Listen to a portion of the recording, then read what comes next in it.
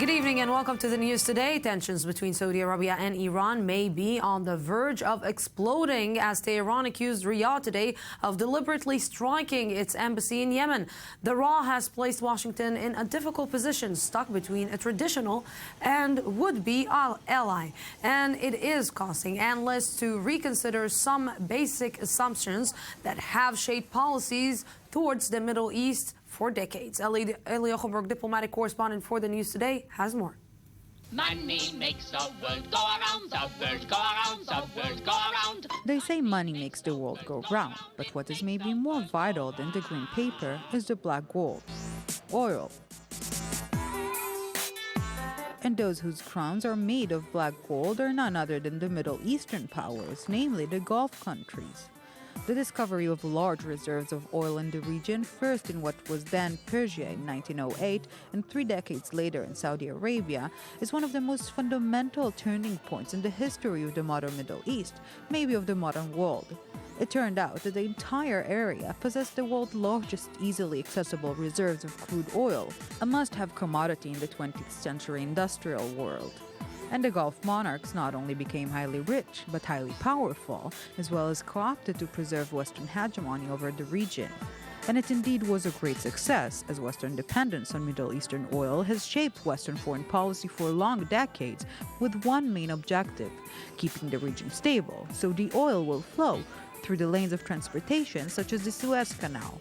But nothing was flowing during the 1970s, when 2 major energy crises shocked the global economy.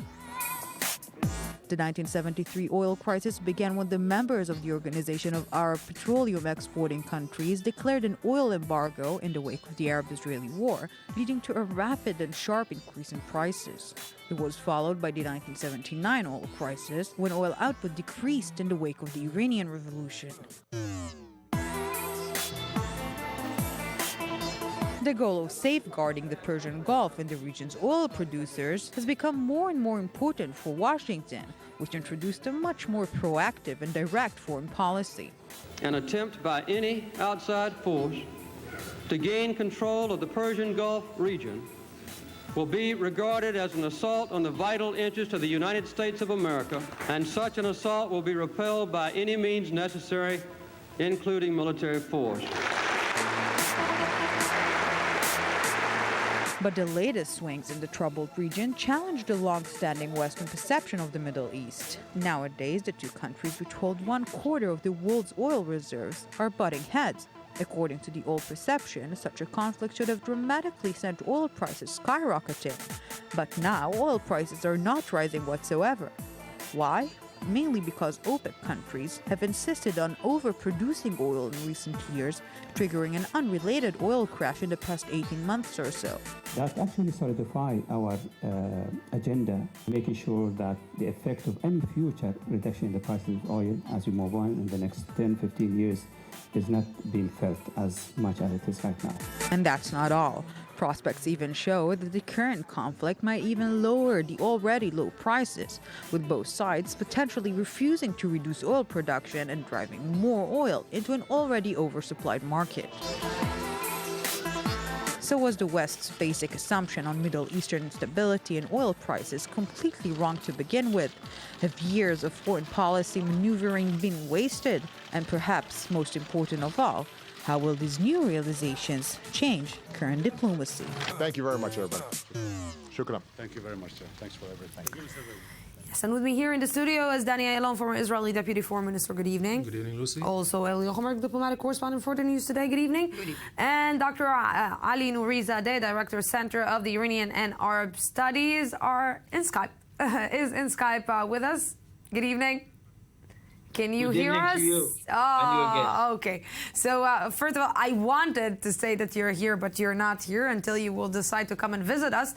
How do you see the new approach of, let's say, United States taking towards Iran after the Iran nuclear deal and maybe abandoning the Saudi Arabia?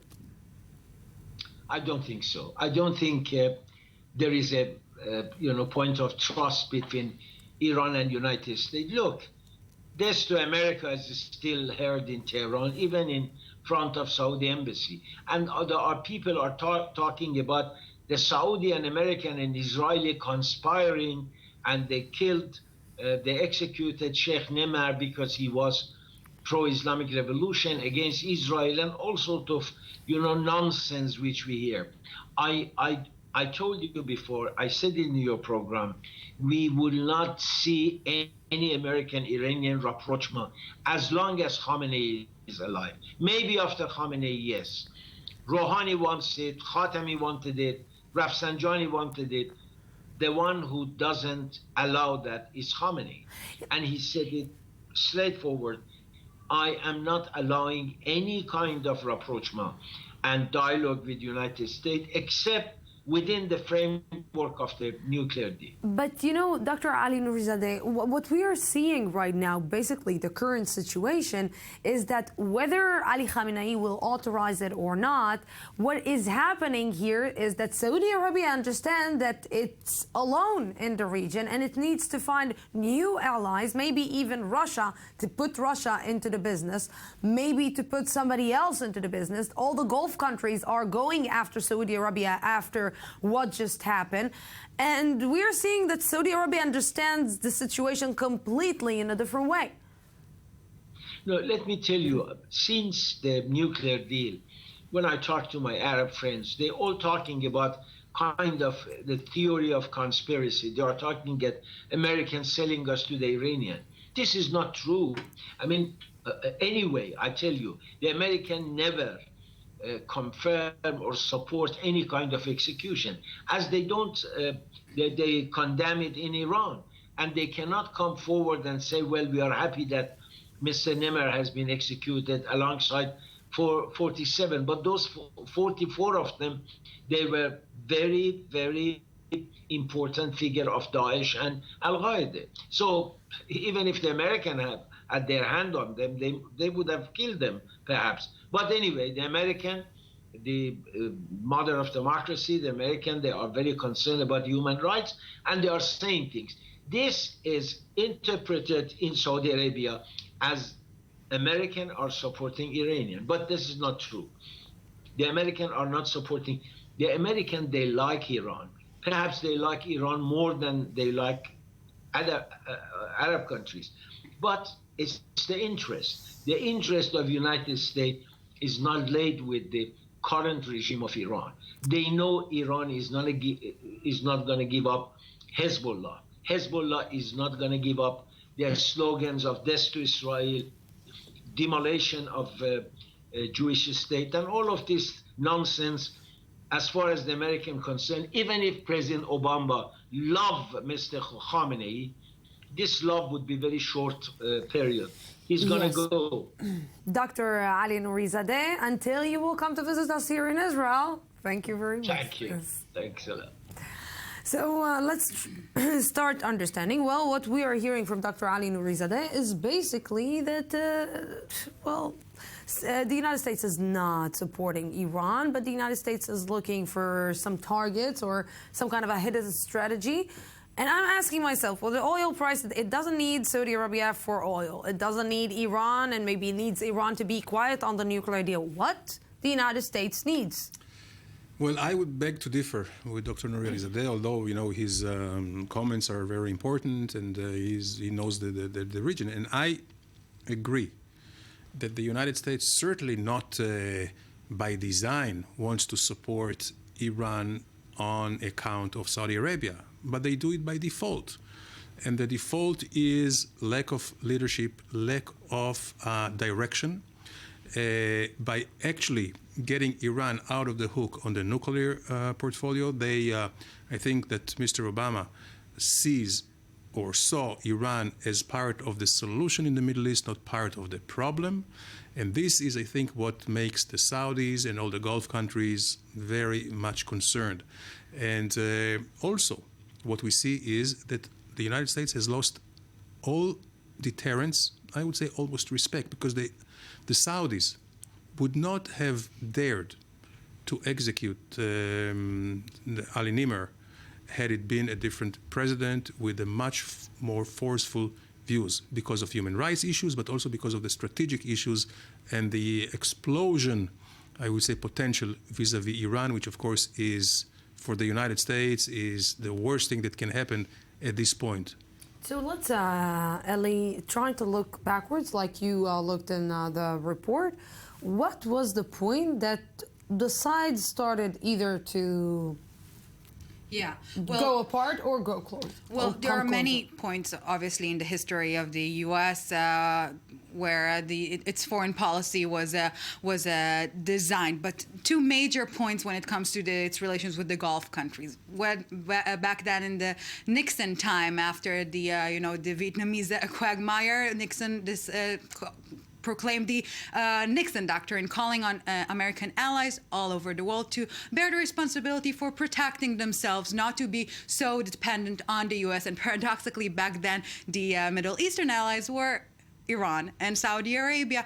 And a few years later, we had the Carter Doctrine, as we've heard in the State of the Union speech back in 1980, where Carter basically said that any attempt of intervention in the Gulf area will be answered in a military response by the United States. But more than that, this doctrine calls for maybe an exaggeration of the militarization of the Middle East. And it's not that the Middle East is not, already troubled with internal conflicts, but the extra militarization that the U.S. encouraged back then definitely further deteriorated the existing conflicts. And this is something that maybe they will have to, to be responsible for at some point in the future. Yeah, responsibility. This is something that maybe all the sides lost in the recent years, especially here in the Middle East and coming from the United States. But let's look to the future. And what we're seeing here, when these two countries, when Saudi Arabia and Iran,